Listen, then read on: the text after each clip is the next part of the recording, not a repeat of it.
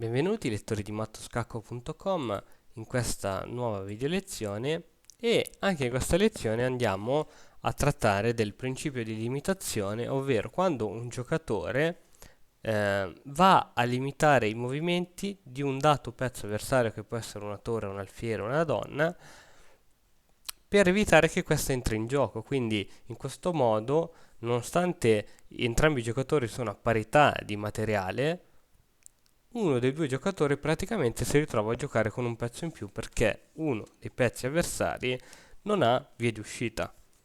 Andiamo subito a vedere questa posizione, questa partita di 4, di 5, C4 e 6, difesa classica, cavallo C3, ora quasi sempre segue cavallo F6, alfiere G5, invece il nero giocò F5. Tramite questa spinta si entra in un olandese e più precisamente dopo cavallo F3 C6 in un impianto Stonewall. Questo impianto è solidissimo, infatti il nero gioca posizionando i pedoni su case bianche. Dopo alfiere F4 abbiamo il bianco con ben 3 pezzi sviluppati e il nero con nessun pezzo sviluppato. Tuttavia, questo vantaggio di sviluppo che ci hanno sempre insegnato per ora è nullo, dato che comunque il nero non teme nulla, ha un forte centro di pedoni sul bianco C6, D5, 6, F5 e non teme praticamente alcun attacco. In questa difesa però c'è un grande problema. È vero che il nero utilizza questa difesa per impossessarsi della patta, quindi cerca di cambiare i pezzi, dopodiché i pedoni vanno ad incasso, si ha una partita piuttosto piatta, eccetera.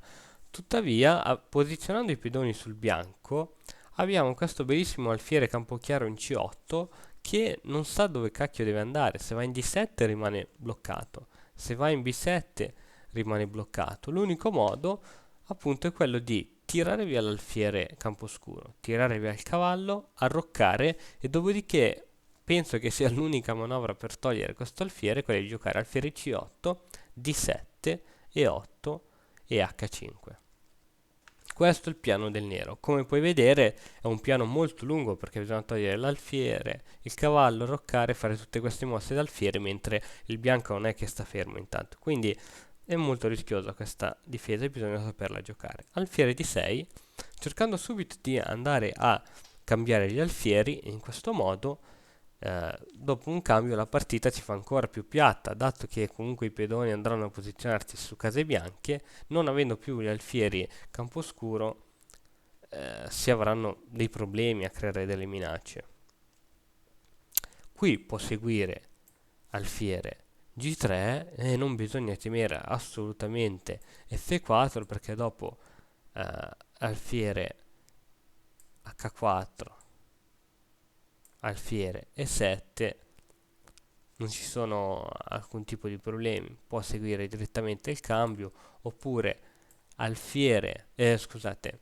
cavallo F6, non bisogna temere anche qui che l'alfiere rimanga chiuso perché dopo per esempio donna C2 H6 con l'intento di giocare G5 segue donna G6 e la posizione del nero si fa veramente critica.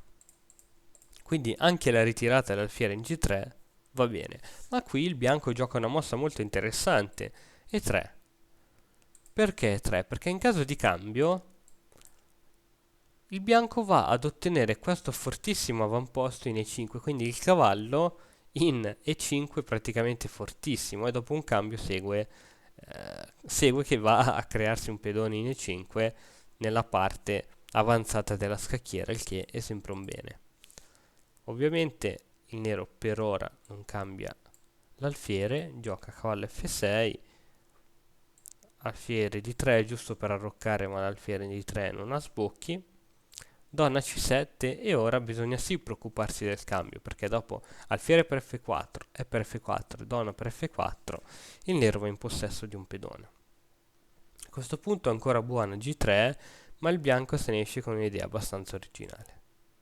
G3, bellissima. A questo punto la catena dei pedoni avversari è ancorata alle case bianche e ora si dà inizio alle manovre per bloccare l'alfiere Campochiaro del nero, quello in C8. Arrocco, arrocco. Cavallo E4. Ora il nero riesce a prendere un fortissimo avamposto. Dalla mia piccola esperienza, ma soprattutto da quello che ho letto in diversi libri, è che quando il nostro avversario si va ad impossessare di una casa così forte e fastidiosa, non bisogna cercare di puntare tutti i nostri pezzi per cercare di andare a togliere questo fastidioso pezzo. Bisogna più che altro cercare una controrisposta, perché andando a coordinare tutti questi pezzi per andare a rimuovere il pezzo avversario, andiamo ad impuntare tutti i pezzi su un'unica casa e andiamo a indebolire tutte le altre. Quindi magari riusciamo a togliere questo pezzo fastidioso, ma il nostro avversario riesce a svilupparsi su altri settori della scacchiera. Quindi se il nostro avversario riesce a prendere una casa così forte, non bisogna puntarsi solo in quella. Se si riesce a toglierlo bene, altrimenti si cerca un altro controgioco. Ed è quello che proprio fa il bianco. Dopo cavallo E4, donna B3, attaccando il re nero a raggi X, si sposta, torre A in C1 e qui a quanto pare il bianco sembra che amava molto gli attacchi a raggi X, infatti la torre attacca indirettamente la donna in C7, in C7. Ora, alfiere per F4, giustamente bisogna prendere col pedone in E. Donna F7 con lo scopo di andare in H5 e a questo punto si prospettano buone iniziative da parte del nero. Cavallo per E5 andando a minacciare la donna. Donna E7, unica posizione buona e attenzione ora colpo di sorpresa alfiere per E4. Il bianco è andato a liberarsi di quel bruttissimo alfiere in cambio di un forte cavallo e fin qui ci sta anche come cambio, ma questo cambio ha anche un altro scopo, quello di andare in posizione superiore. Infatti, grazie a questi pedoni doppiati sulla colonna F, il bianco può andare ad attaccare questa catena di pedoni B7, C6, D5 e 4 sulla punta. Scusate, non volevo muovere questo, ma volevo giocare F2, F3. Ovviamente dopo il cambio segue un altro cambio che però può essere ritardato dato che questo pedone ormai non ha chance di sopravvivenza. Torre in C va in E1, attacco sul pedone debole in E6, donna C7 e alfiere 3. Il bianco praticamente ha vinto la partita, non ci sono altre possibilità di controgioco per il nero. Infatti il bianco ha portato a termine la sua manovra. L'alfiere Campochiaro non ha prospettive di alcun tipo e è di un ritardo mostruoso di sviluppo. Mentre il bianco ha le torri in comunicazione, ha i pezzi sviluppati, il nero ha la regina che non sa dove cacchio deve andare. Le torri non sono in comunicazione e ha l'alfiere di donna, cavallo di donna e torre di donna, tutti ancora alle loro posizioni di partenza.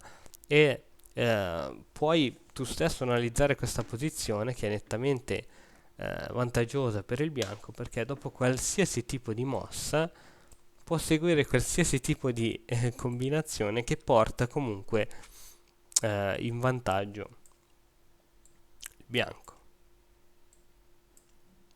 Cavallo G6.